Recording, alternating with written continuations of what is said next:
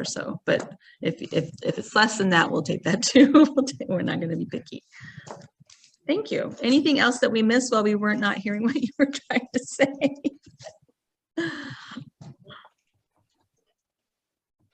Okay, so now that we're all hearing and seeing, we can move on to section 8. And we're privileged that Bob Shogren has agreed to be our guest speaker. Bob's impressive resume would take hours to share. Are you calling me old? However, be it known, he has dedicated his career to the betterment of whichever community he has been in. Bob is selfless, knowledgeable, mentoring, and possesses a bottomless well of empathy. He has been the director of the Casa Grande Alliance for several years, during which time he has restored vision, mission, passion, and meaning. On a personal level, I have had the privilege of serving his Casa Grande location as both co-chair, chair, and presently now past chair. Bob, the camera is yours. Again, thank you so much for being with us. Where'd that bio come from? In my head. So thank you, Scotty and Shelley. It's great to be with you today. Shelley contacted me a week or so ago to maybe bring a conversation about childhood adversity to this meeting, and then I kind of dropped the ball until this morning when she sent out the agenda, and I was like, oh, that's today. So what I pitched, and I'm curious, how many of you attended the film screening that we did in Casa Grande in May? So I see 3 hands.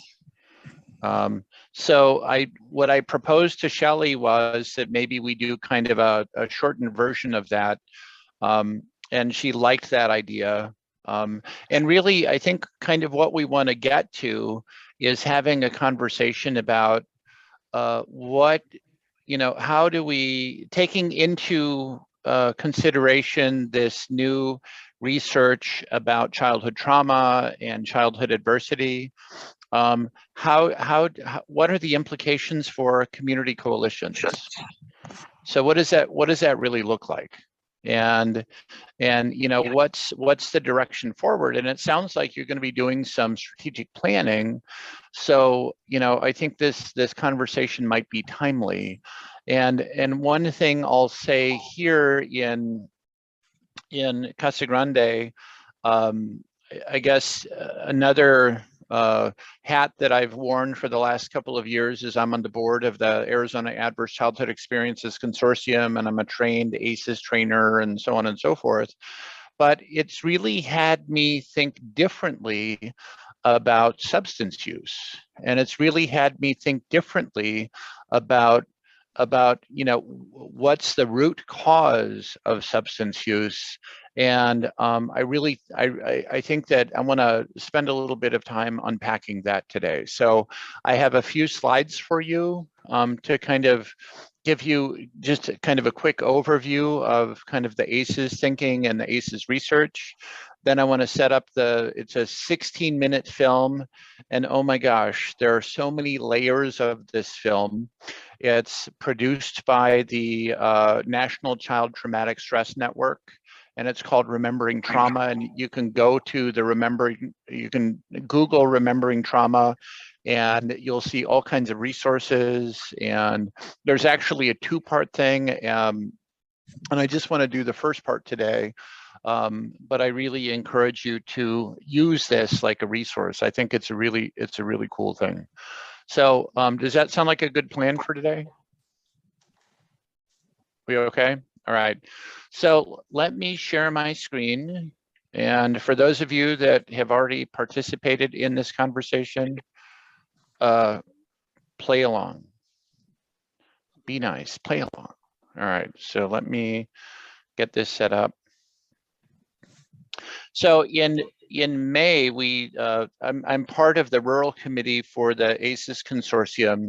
And one of the things we did in May was we hosted screenings of films all across Arizona. So I think there were, I don't know, 27 or 30 different screenings. So it was kind of a cool effort to help kind of spread the word and get the word around. So today is really about kind of helping people shift the lens they look through when they understand stress and trauma. We're going to give you a little bit of overview about adverse childhood experiences. We're going to do the film, Remembering Trauma, which is 16 minutes long. And then we'll have a follow-up conversation, implications for coalitions. So in the chat box, before we get started, if you would be so kind, I'd sure love to see, like on a scale of 1 to 10, what's your knowledge of childhood trauma right now? So 10 being high, 1 being low. So Tina says 10, good. How about those of you that are in the room? Scotty says 9.5. Oh, I'd say 4 or 5. We've got a 4 or 5, and I'm maybe a 6. I don't know. Okay. All right. So it sounds like people are pretty familiar. So I'll run through this pretty quickly. Thank you. So I think the first thing about this is that recognize that, you know, this can be a really difficult conversation, and this film that we're about to screen really has some pretty hard-hitting truths. You know, it's really important for everybody to take care of themselves. So you know, this isn't intended to make you feel bad or make you feel overwhelmed, but just, you know, take care of whatever you need to take care of. So the other goal for today is to really promote some conversation and encourage deeper awareness and exploration about you, your family, young people that you know, about your job, your community, or as society as a whole. I think a really, really important distinction when you're learning about childhood trauma or childhood adversity, I think a most descriptive term here is unresolved toxic stress, is that it's not an us and them conversation. It's about all of us. And what we're talking about in very simple terms is the biology of the human body. You know, we have a respiratory system, we have a circulation system, you know, we have a lymphatic system, we also have a stress response system. And what we're really talking about here is the impact of the stress response system on the body over time in ways that changes the structure of the brain, in ways that change the structure of the body, and in ways that impacts health across a lifetime. So again, this is genuinely a conversation about all of us. So the other thing that's really important to know about the conversation about trauma is that there are lots of things called protective factors, and I'm sure you all talk about protective factors, and it's like, how do we protect kids? How do we protect families? How do we protect each other at work?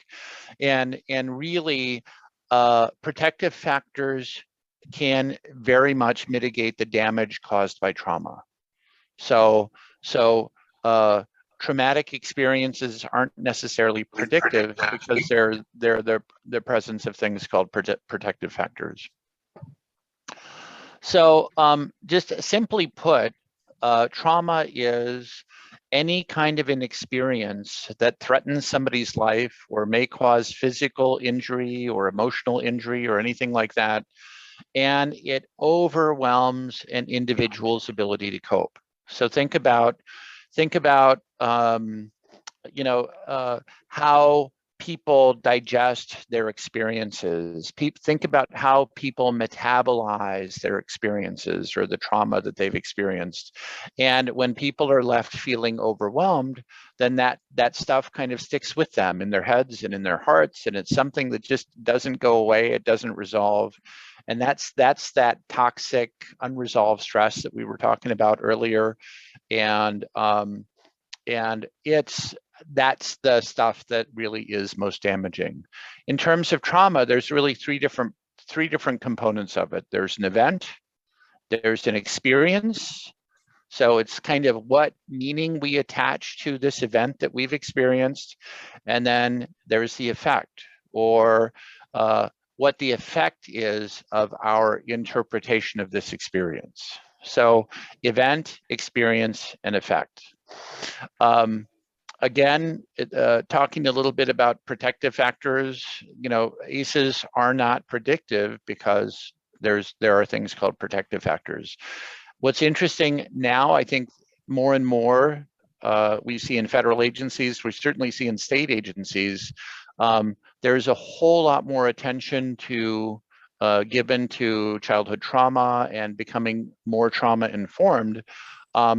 Because I think people are really recognizing it now as a public health crisis. And I think that kind of thing is going to continue. The original research it started with a medical doctor in San Diego who worked at a weight loss clinic, and he noticed this trend, like all of the women, primarily women that he worked with, could take the weight off. And there was one group that could keep the weight off, and then the other group would gain the weight right back. So he's like, what's behind that? So the more he dug in and the more he researched, the more he learned that there was abuse in the background of the women that could take the weight off under medical supervision, but then gained it right back. So there was something going on with them. The CDC and Kaiser Permanente picked up on it. They did a huge study. And what they found was that about 2/3 of the 18,000 people in the study had at least one ACE. Another, I think, interesting statistic is that if people have at least one ACE, then something like 60% of those people have more than one ACE. So I think that's a really interesting thing. The initial questionnaire had 10 different areas of experience that might produce trauma. And I think it's also important to recognize that there are lots of different kinds of things in a person's experience that can cause trauma. And I think there can be an environmental trauma, there can be, historical trauma, generational trauma, racial trauma, lots and lots of different kinds of things that can influence a person's experience. Questions so far? This is all making sense? You've heard it all before, right? Good review, bad review, I don't know. Talk to me. Doing okay? All right. So again, what we know about ACEs, thank you, Jan. What we know about ACEs is that, 2/3 of us have at least one. Also, ACEs occur in clusters. If there's one present, there's an 87% chance that at least one other ACE is present. An ACE score of 6 or more may result in a 20-year decrease in life expectancy. And ACEs are not experienced equally among different races and different ethnicities. So what does that really look like? Additionally, children of different ethnicities experience disproportionately more ACEs, which I think is interesting, as do children with identified special needs or disabilities. In terms of Arizona, about half the kids in Arizona have at least one ACE. 1 in 5 have 2 or more.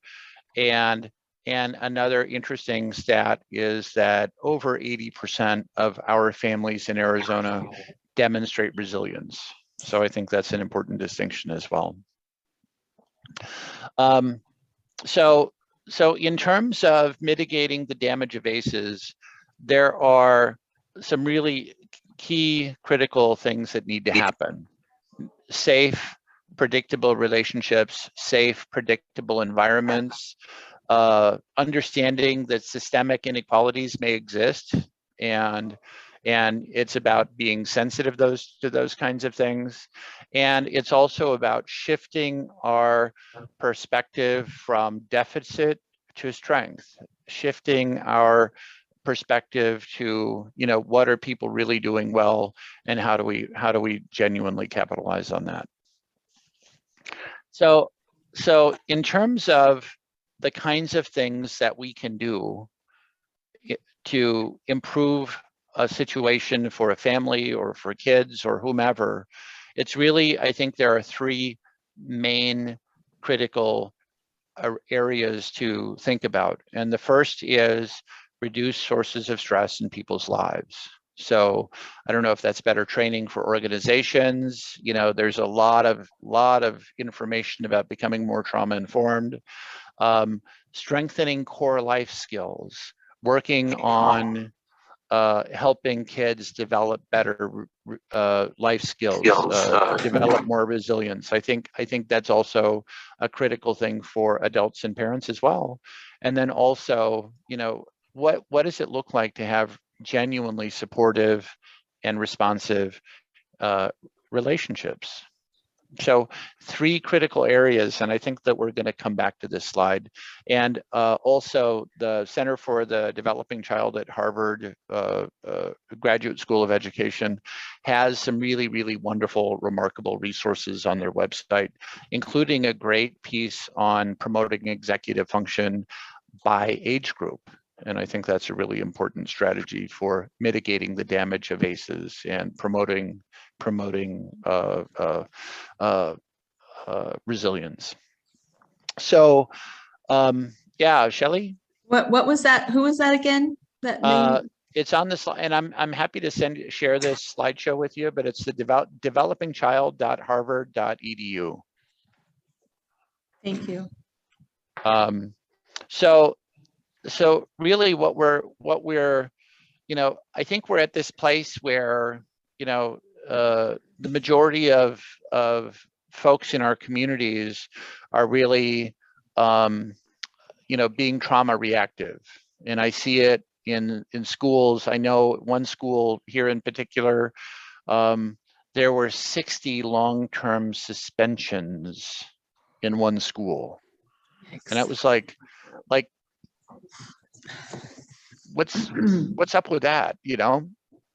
But I think that, you know, when we're being reactive, it's all about restriction, it's about control, it's about surveillance, it's about people not feeling safe or comfortable, it's about shaming, and it's about blaming. I think that when you move in the direction of becoming more trauma informed, you're beginning to recognize the impact of trauma. You're understanding the implications of kind of our socioeconomic strata, and also recognizing that rigid policies and inconsistent practices really can contribute to causing further harm for folks. I know I've done an awful lot of AZ post trauma training for police officers, and I did an hour-and-a-half long thing in Eloy for about 40 officers, and one of the old guys in the back of the room said, you know, at the end of the presentation, he said, you know, all of this is well and good. He said, but you know, by the time it gets to us, none of this really applies. And I said, well, you know, maybe you kind of got a point there, but I think another way to look at this is, can you choose actions that encourage healing, or can you choose actions that cause further harm? And I think in that moment, like everybody in the room kind of like, oh, so there really is a way that we can contribute more. So I thought that was kind of an interesting thing. Trauma responsive environment is integrated, it's relationship centered, it's flexible, shared power, felt safety, all of those kinds of things. So I think I love this slide, and I think it really simply puts the direction that we need to go in a lot of ways. So I will say we're getting into, there's a couple of slides, then I want to show the film, but the Consortium is a membership-driven organization. If you're interested in joining, I highly encourage it. It's $60. I think we've got about 1,000 members now, and it's people from all different walks of life, all different occupations, and it's everybody that recognizes the significance and importance of the research. And people are really stepping up to be a part of the solution. So that's really kind of where we are with the consortium. So again, the film Remembering Trauma was put together by the National Child Traumatic Stress Network. And the mission of the National Child Traumatic Stress Network, it's one of these things that's like the prevention centers that are around the country, but the Child Traumatic Stress Network has it's a network of university partners that have developed an incredible number of resources that are available for free to everybody. So there's all kinds of assessments and curriculums and programs and all kinds of things. So I highly encourage you to connect with that. Here's more about the center, which I won't go into. And this film is based on a real life experience. I think the film really does a nice job of kind of exploring the manifestations of complex trauma, and for how we sometimes see this trauma as something entirely different. I think it also does a nice job of showing the challenges that young people face across different service settings, from schools to probation and so on and so forth. So, so again, it's pretty hard hitting. So just be prepared. So here we go.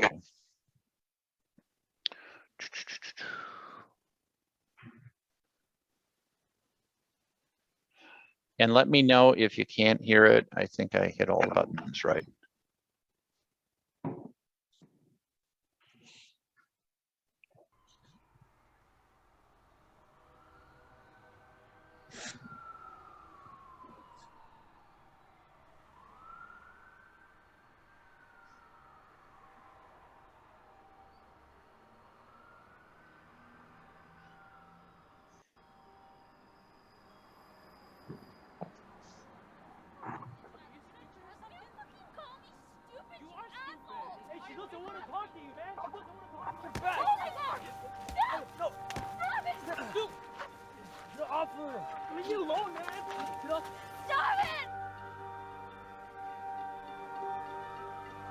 I don't understand what you were thinking.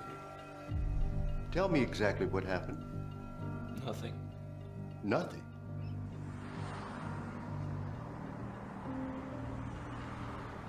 Doesn't look like nothing. You know I have to submit a report to the judge.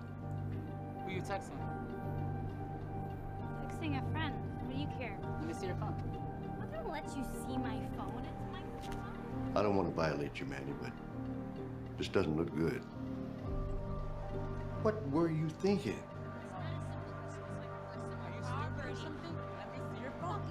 Yo, Mario, what's up? Come here. Hey, man, why don't you leave her alone?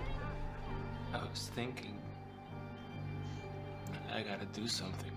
Well, you sure did something. Hey, she doesn't want to talk to you, man. She doesn't want to talk to you, man. What are you gonna do about it, huh? No! Leave me alone, man. No! Hey, stop it! Stop it!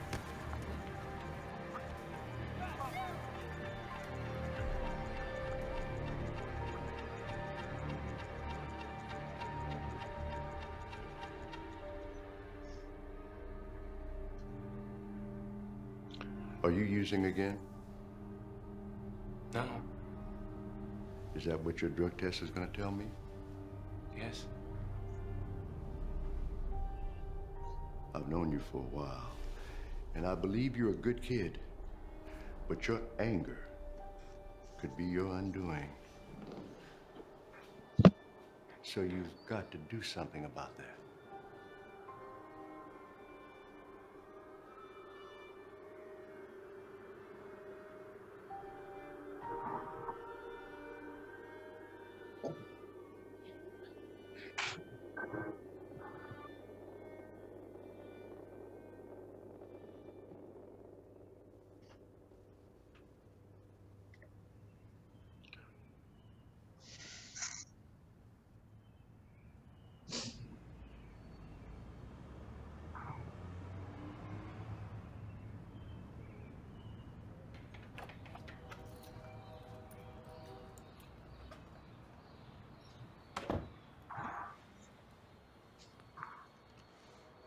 It's not as bad as it looks.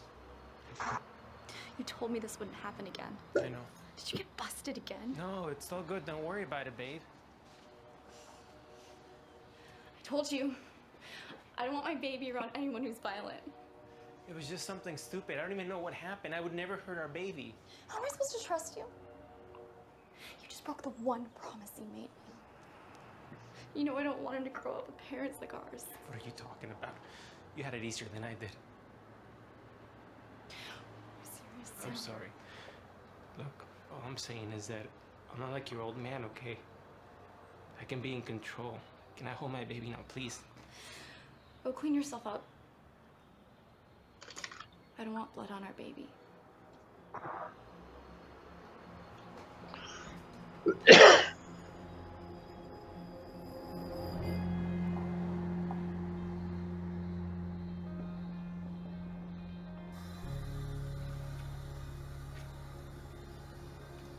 Manny, bring out a new diaper when you're done. Manny! Give me some water! Hear me talking to you, boy? I said give me some water! Hurry up! Manny, diapers, please. Don't make me get up! Hurry up!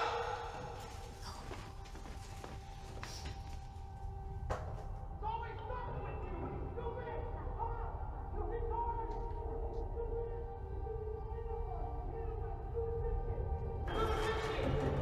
It's always something with you! I want that candy with your fucking...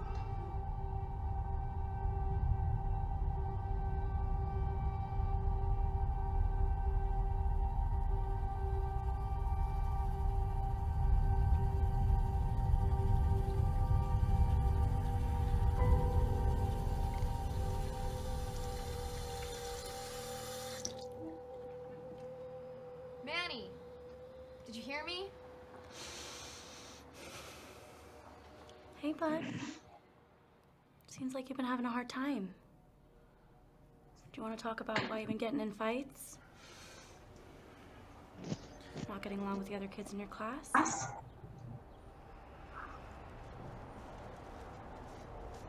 school, Manny? Good. It's good. Did you do anything fun? No. Is that boy still picking on you? No. Good. Did you tell him who's boss?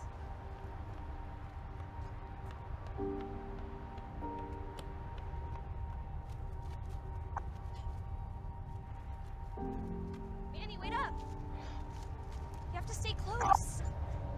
Manny! What's up, man? What's good, bro? Those boys are idiots. Don't hang out with them. Also, I've heard that you've been having trouble paying attention. Focusing on your work?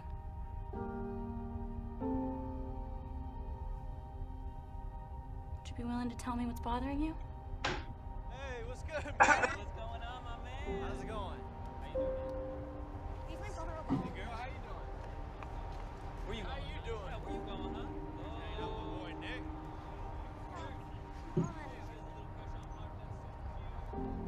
Manny. Manny. Manny, you're not in trouble, okay? I just want to know what's going on. Fuck off! What the hell? Where you going? Where you going? What's up? Oh my Huh? Manny! Hello? Oh, hi. Yes, thank you so much for getting back to me. Yeah, so the reason we're recommending testing is we're kind of confused with what's going on. I mean, he's such a sweet kid, but he just seems to be having so much difficulty functioning.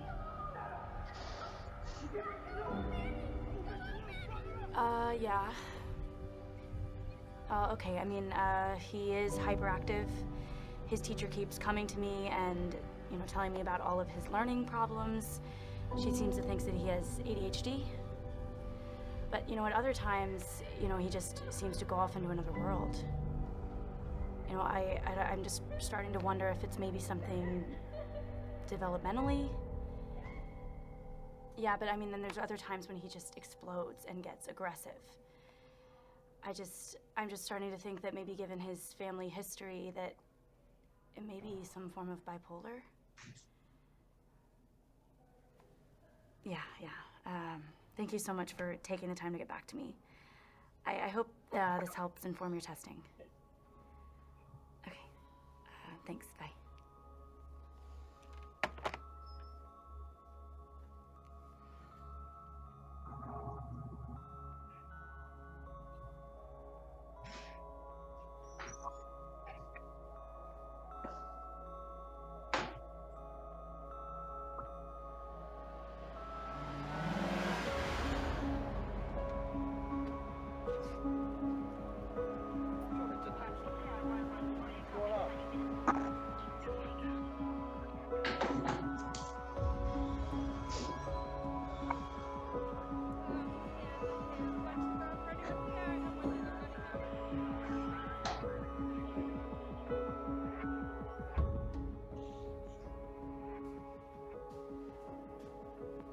Look, I know you love your kid, and that's a beautiful thing.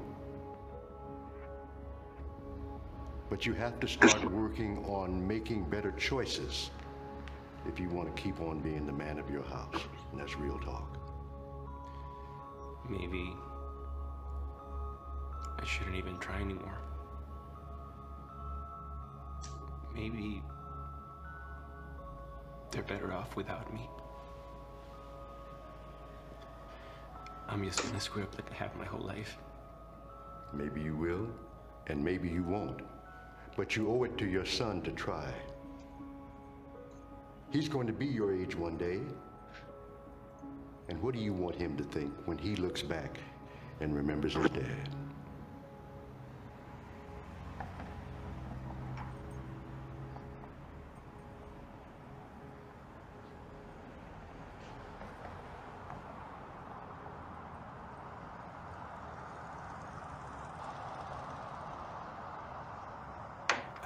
I don't know what's wrong with me. I get really angry sometimes and nothing can calm me down. I don't want to be this way. I have a beautiful girlfriend and a son at home who I love. I just want to protect them from everything.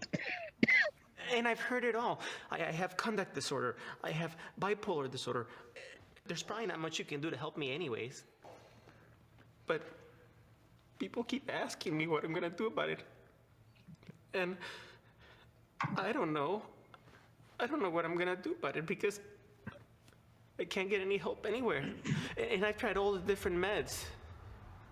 And the fact is that they just kind of numb me out, but they don't really help me get over anything. Manny, we're gonna do our best to make therapy different this time.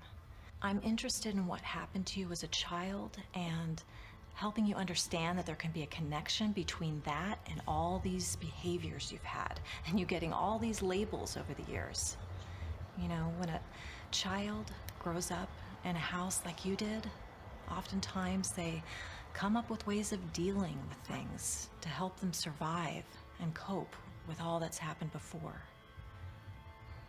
I want us to understand together the connections between your behaviors and reactions, the difficult things you've lived through, and why you may be behaving and acting in these ways. If it's okay with you, I want us to work together to see what we're going to do about this.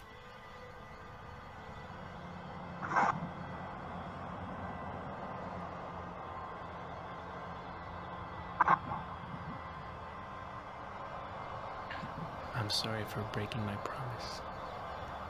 I'm gonna work on getting better, okay?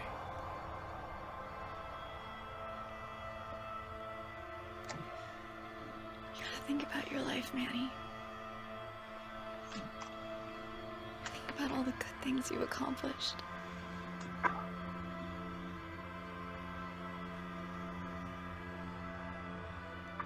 Just work on making a better life for our son.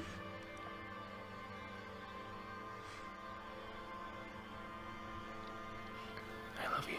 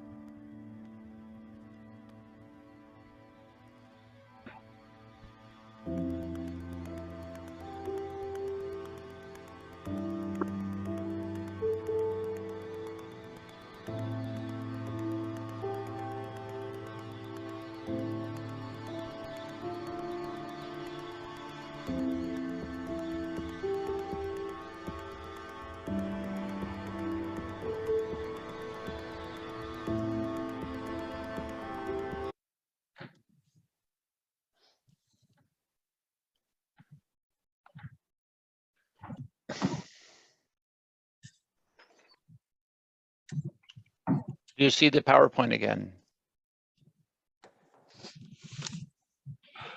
No. Okay.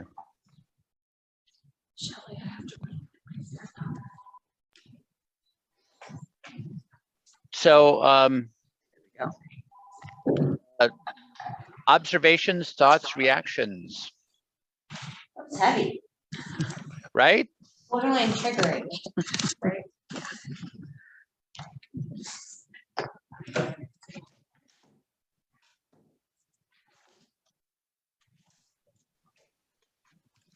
I lost my video panel, so I can't see everybody, but so it was heavy. Any other thoughts?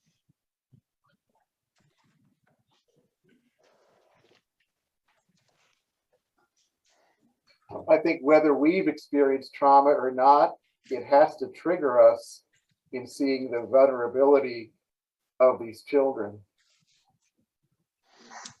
Yeah, absolutely. Absolutely. And you know, I think the other thing that I recognize out of, you know, from my training with ACEs is that when people are acting out and when people are being upset or angry or, you know, whatever that stuff looks like, it's a biologically appropriate response for the state their body is in. You know, it's like their stress response system is overactivated. And that's the kind of behavior you get when the stress response system is overactivated. And when people have that unresolved toxic stress going on inside of them, you know, it's liable to get triggered more quickly, number one. And the longer people stay in that stress response mode, the harder it is to get out of it. And it's just kind of it just spirals and spirals and spirals downward. Any other observations?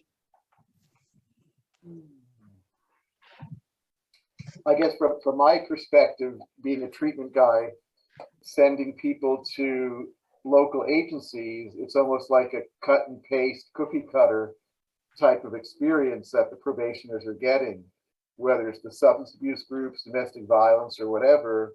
we're not seeing this trauma-specific attention that they need to get. They're not getting EMDR. They're not getting specialized treatments. And that's very frustrating. Yeah, yeah. No, I think that's a great observation, Scotty.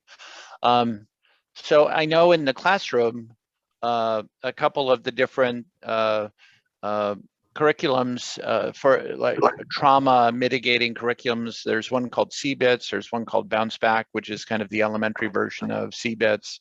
But it's really all about, you know, doing something special to work with those kids that have been traumatized, and that gets meted out through through diagnostic testing and their multi-tier systems of support. Bob, the yeah. issue is working with the kids as that's happening. Some don't find out until they're adults. So this kid at the time didn't get any type of resources. Yeah. Nobody knew about the trauma until they're adults. So, and then all of a sudden, you know, these adults are labeled and everything else, when all this time, this is from the childhood. Right. I mean, working with the kids is all great, but how do we catch it in time to get them help and get them the resources? I don't know. Well, no, I think that's a great question, and I think that's a question that we're all asking right now. And one of the things I want to share and I'm super excited about is over Thanksgiving, there were several of us very, very busy writing a grant application on behalf of the consortium, and it was awarded to the consortium, and it was a huge pot of money funded through the funded through the Maricopa County Health Department to deliver ACEs training to teachers in schools across Maricopa County. So it's like it's a 2-year project, $2 million project, and we're putting together some very extensive training for teachers that all of them are going to get. The other piece of that is, you know, we've determined that some schools perhaps are more ready than others to really kind of begin this journey. And we've kind of done a couple of different tiers of services and supports where we will pay teachers and pay schools to really do this work of becoming more trauma informed. And I think that's a pretty significant thing. So any other quick observations, Shelley?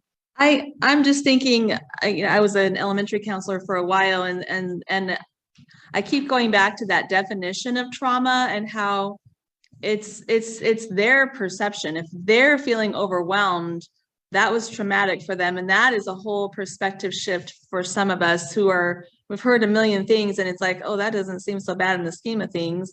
But when you remember that it's based on their perception of what they've been through, and maybe this is the one thing they've shared with you, but there's a lot of other things going on besides that. So it's compounded.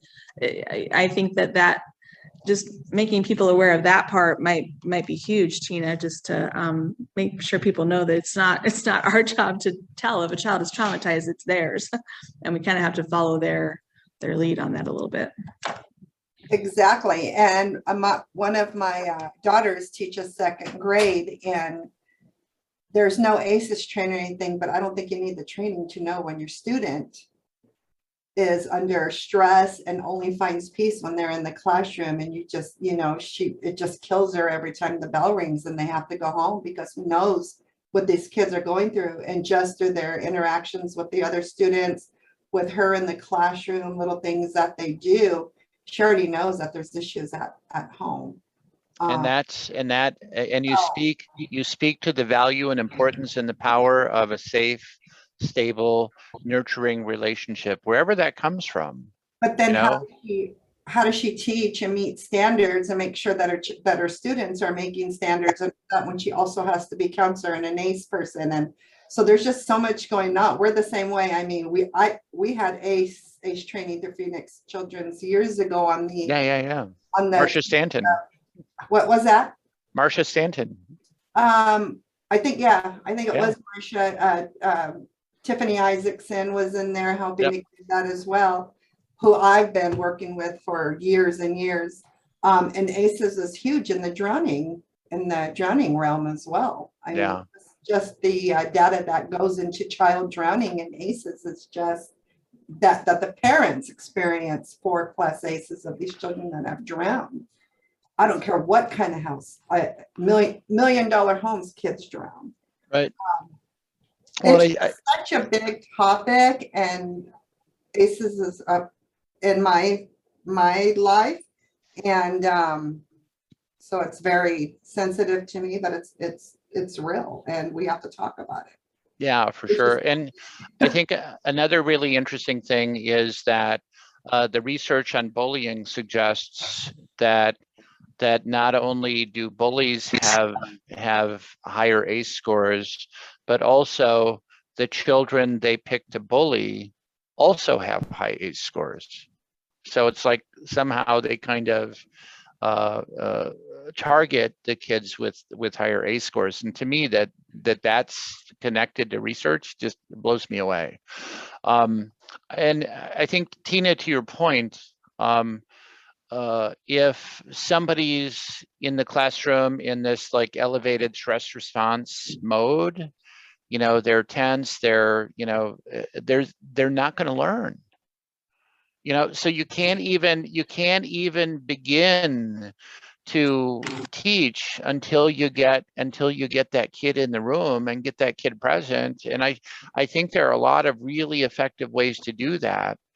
And it really does stem from building strong relationships and building that connection with each kid. And I think that's the power of a positive adult. Yes. It genuinely is.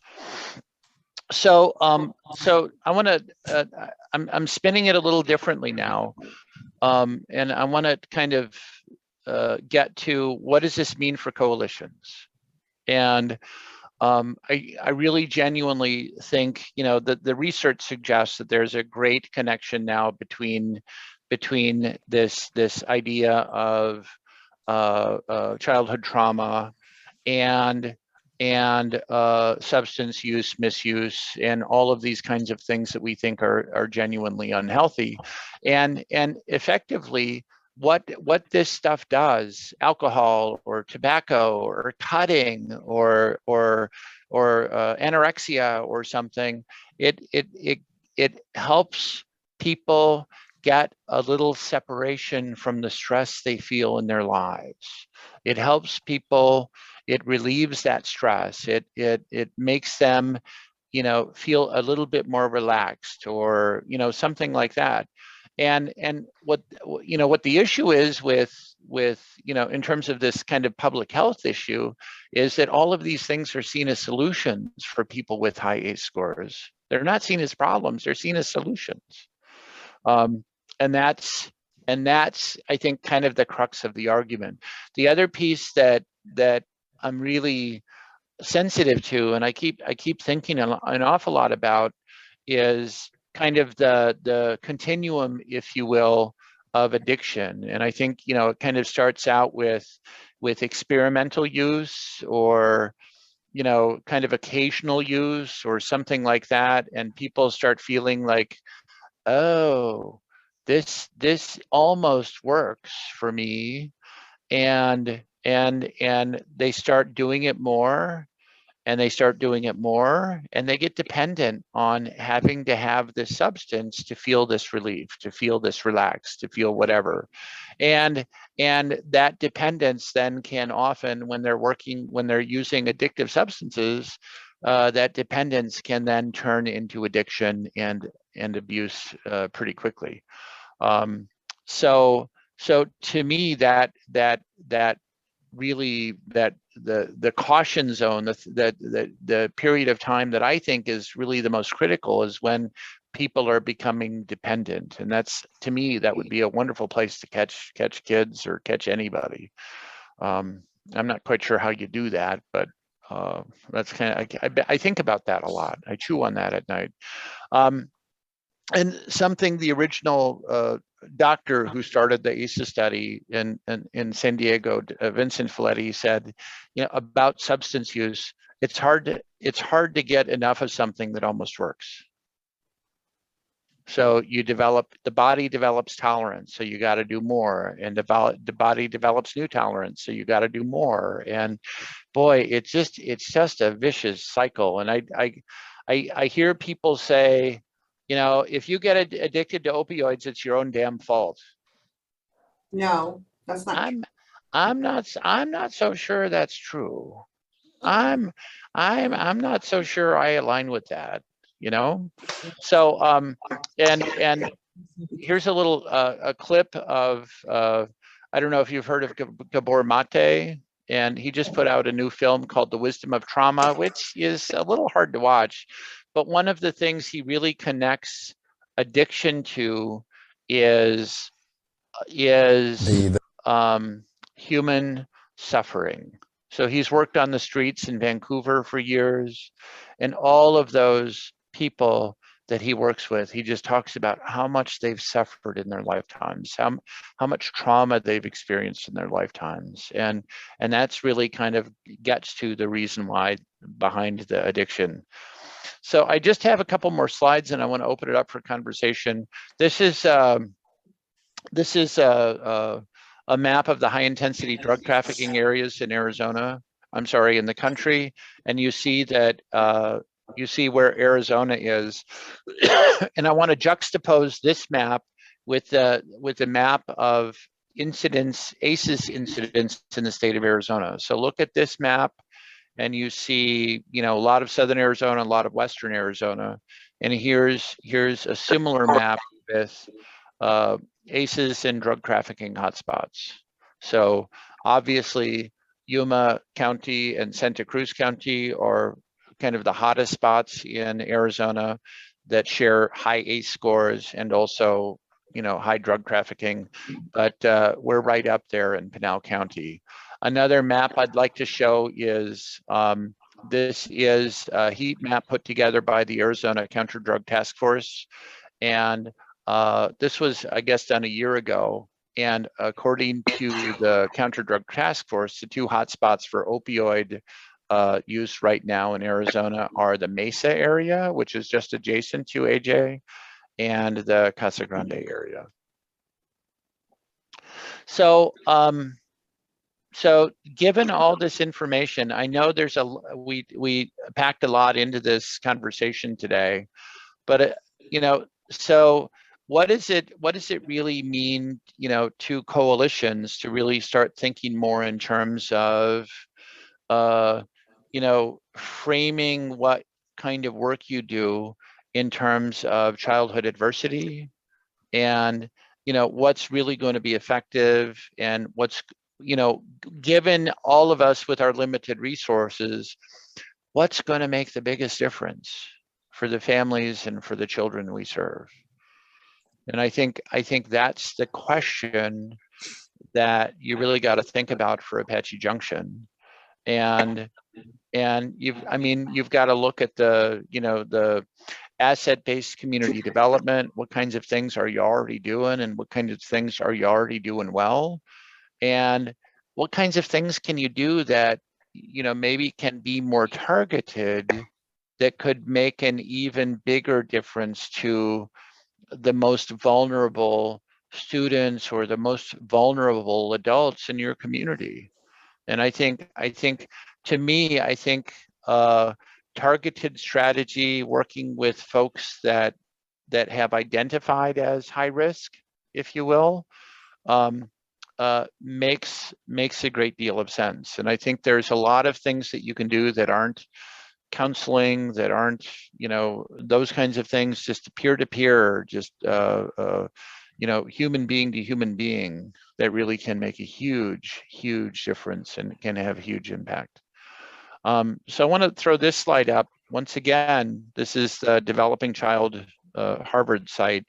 And again, there's three big areas that they identify as places to really start looking and start thinking about. And you know, how do we work on building more supportive, responsive relationships with adults? How do we work on helping families reduce sources of stress in their lives?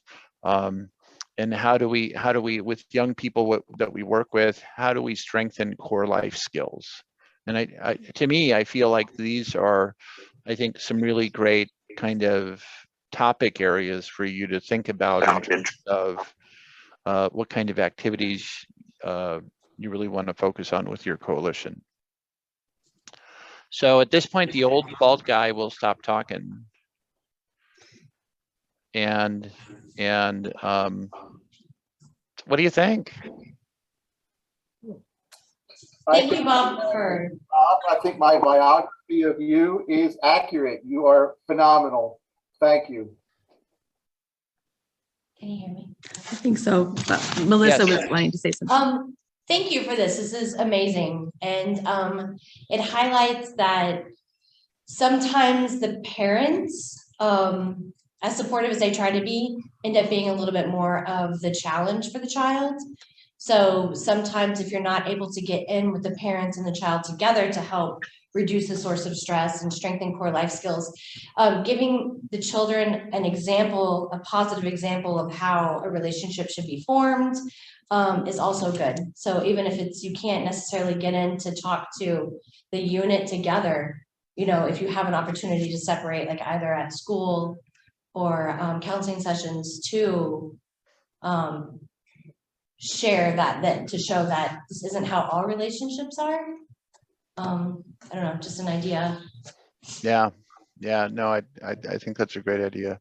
Something else I'd really like to mention is that with our Youth Alliance, we've done a wellness survey that I think 40% of 1,500 kids responded to the survey, and 40% of the kids said they feel like their lives don't matter.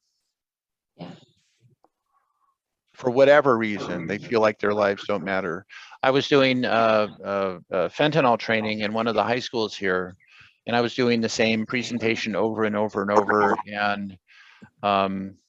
and it was just like one of the weirdest, most surreal things I've ever experienced in my life, because I'm an old school guy in lots of ways, but the kids would file into the classroom single file, and nobody was talking, and everybody was looking down, and they would go to their desk and sit down, and they would just sit there quietly and not interact and not look at their phones. And I mean, it was just, I've never seen high school kids so detached, maybe, or complacent, or whatever it was. And there was even one class that was like, we still had a couple of minutes before the bell rang, and I was like, hey guys, you can talk if you want, you can connect, you can do, and it's like they just looked at me like I had four heads.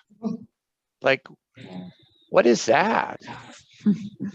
Yeah, they're losing that ability to relate to each other. Well, and I just, and I think to me, something else that I think that we don't recognize enough is the long-term impact of the pandemic on the psyche of our kids and our families and our communities. I think there's so much more that we need to do to encourage healing. There's so much more that we need to do to encourage building a supportive, nurturing environment. I know that at one of the high schools, one of the kids, and this was shared by a social worker, but one of the kids at one of the high schools lost 11 family members to COVID. Oh my gosh. What do you do with that kid in a classroom? So I really feel like, we've got to find a way to become more relevant to our situation as coalitions. I feel like we've got to find ways to, kind of factor all of this in as we're delivering the messages that we want to deliver. And I think the messaging that we deliver, it has to change. It's got to be, and I think the other thing that I think is really most interesting is that the people that need to hear the message the worst, the people that need to hear the message the most are in a state of being where they're not capable of hearing the message because of their activated stress response system. They're not going to hear it. They're not going to listen to reason. They're not going to make choices. They're just in this fight, flight, or freeze mode. So how do you deliver an effective message to people that need to hear it the most? Well, you were talking about how the whole thing, childhood trauma and substance abuse disorders, how it correlates. But with the mental health advocacy that's happening now in society, which is amazing, and I love seeing all that, teaching kids it's okay to talk about your symptoms, like communicate how you're feeling. It's normal, it's okay, because then they won't feel like they need to self-medicate to not feel. You mentioned that a lot of people, they do substances because they feel better. And a lot of times I think they do it because it takes away the feelings that they don't want. Granted, it probably feels good too. Well, yeah, same. Yeah. So just having somebody there that they have a safe, protected, unconditional support that they can say anything to. They don't have to worry about, any kind of discipline happening. They're not in trouble. Just come to me if you feel any kind of way. Just maybe inviting some kind of situation like that, maybe have peer plants in schools or areas where they know they can call or talk to. Well, I know one of the things that we're doing here with middle schools is I don't know if you Shelley, I don't know if you've met Ted Huntington from, gosh, what's it called, Empowerment something or another. But a local guy, actually grew up in Casa Grande, wrote a resilience curriculum called Thrive, and it's a resilience program for teens. And it's, I think, considered at this point by the state promising practice. And he's working on getting it on the list of best practices. But we've been working in partnership with the National Guard to facilitate that curriculum in our middle schools. And we hit about 1,000 kids this past year with some pretty remarkable pre-post test results. And I think, to me, that kind of, positive spin and positive message is a really important thing to think about. Yeah. I sat in on one of the classes just virtually. I was able to listen in to one of the classes that they taught about emotional awareness. And I'm like, okay, I need my whole family to watch this class and watch this video, because that's just something that's really still lacking in our society, I think. But well, I grew up in the northern Midwest among people that never talked about their feelings. Yeah. Me too. Yeah. Yep, Illinois. And you talked about Gabor Mate. He's my favorite. I'm a huge fangirl of him. I actually, Gabor Mate. Oh, yeah. I'm going to the Global Exchange Conference in November where he's going to be. So I'm super. Oh, that's I was this close. I was this close to getting him for our ACES summit last year. I mean, it all looked like it was lining up. But that was at about the same time that he released the movie, and then it's like, oh, he didn't want to mess with the small potatoes. Yeah, yeah, he's really valuable, the information he shares with substance abuse and childhood trauma. It's pretty amazing. Well, and so our work with kids, and I think that Letitia is probably of similar mind, but our youth wellness survey, the results of that really, it's about kids don't feel empowered, kids don't feel heard, kids don't feel like they have a choice in decision making that affect their lives. Like I mentioned earlier, so many of the kids felt like their lives just don't matter. And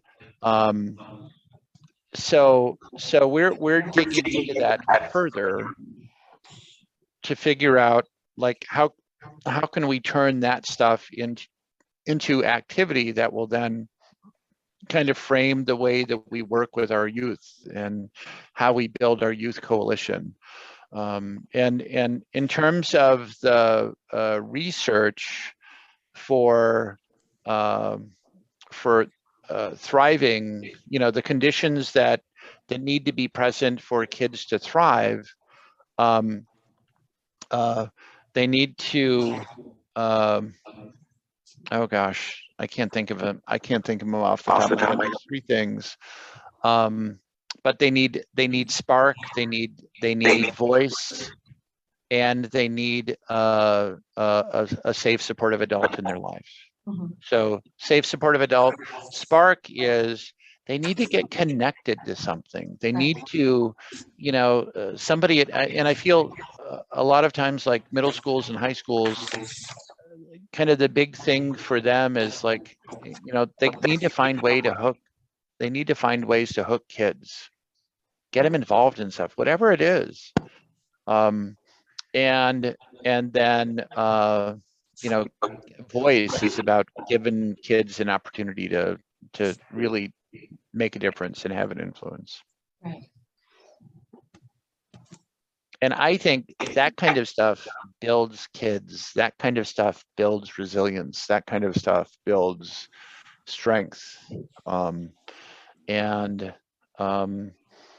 it's, you know, you're building for the future, and it's something that doesn't happen overnight, but it's something that you know, over years really starts having a impact on the deep culture of the community in a significant way.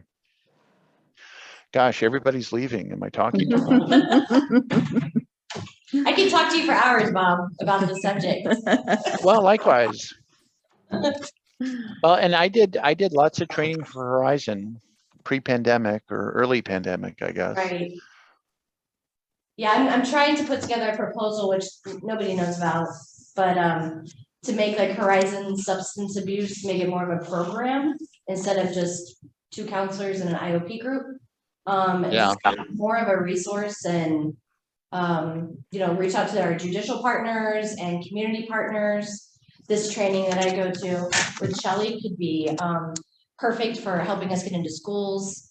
You know, maybe have an alliance there so they can call us if anything happens. We're second on the scene, but for any kind of like crisis type situations, or just an everyday peer-to-peer, you know, just somebody they can come and talk to, or kind of a preventative as well as a, hey, I'm doing this, I don't really like it, how do I get out of it type situation. But just be more present and introduce the coping skills, the meaningful things in life, you know, the safe, supportive environment, so that they know that it's out there somewhere. It might not be at home, you know, but it's out there and they can get it. So I'm trying to put something together for that. So something I'm getting ready to pitch to Horizon here is, and we're on the campus of Casa Grande Middle School, and we're in the old principal's office, so we have proximity. But what would it look like if Horizon could run some groups, like maybe a group for girls, middle school girls, or a group for, you know, work with the counselor to really identify who the kids are, right. and then you know, get all of the necessary permissions from every direction so that you can bill for the services you offer. But it's like, you know, so much of this is like, this is where the kids are. Mm-hmm. And do something kind of in that after school time that really could serve some huge needs. And, you know, I feel like it could be a win-win-win all the way around the table if we can figure out what all of that looks like. Right. Yeah, no, that would be perfect. Right now it's just staffing. So I'm putting together a proposal to just say, hey, this is what I think I could do. You know, this is how I think I could help Horizon get into these certain substance abuse type situations, having a better program. would you support me by hiring some more, substance abuse counselors that have like that specialty? And then we would be able to have maybe an IOP group at Horizon for adolescents instead of, adults only. And join with, who was it that said that there's somebody in the community who does mat services for adolescents. Like they do Suboxone for adolescents, which is amazing. Like I never knew that we could do that. So partner with other rehabilitations and treatment centers and just form an alliance instead of it being us versus them. So one of the other opportunities that I'm working on right now is, and this may seem a little far-fetched, and Jan is on the phone, so she can also speak to this idea. But I guess a month or 6 weeks ago, I was approached, well, a number of us in Casa Grande were approached by somebody representing the Arizona Town Hall. And Arizona Town Hall this year has selected mental health, substance use, and homelessness as their topic. So they already have a background report that's been completed by the ASU Morrison Institute. And now they're going to start working on convening town halls around the state on this topic.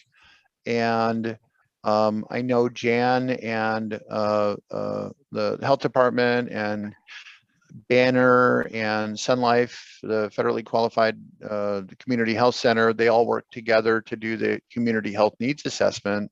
So what if we could kind of figure out a way to effectively join forces with Arizona Town Hall to make that kind of the focus group arm of the effort for the community health plan this year, and also like really dig in deeper and work at getting more community engagement across the county in that endeavor. Additionally, Donna McBride, who's my board chair and also on city council, and everybody knows Donna, but she also represents Pinal County Town Hall, and they're also interested in partnering to kind of really work on this. And the time couldn't be better. And I just feel like the more people in Pinal County that we can engage in this conversation, the better it's going to be for everybody. Agreed. I really believe that. Did you have something, Charlie? Oh, I don't remember now. Hold on. What were you talking about again? I was trying to make sure I didn't miss anything in the chat room. The town hall. Oh yeah, I was wondering if we can do that for one of our second Saturdays, if we could do one of those town hall things. Oh, I think that would be a wonderful idea. I don't know. So far, we're not getting a huge turnout, but. Well, and also one of the other ideas that we talked about was maybe doing something with each county supervisor, like each region of the county. So I think that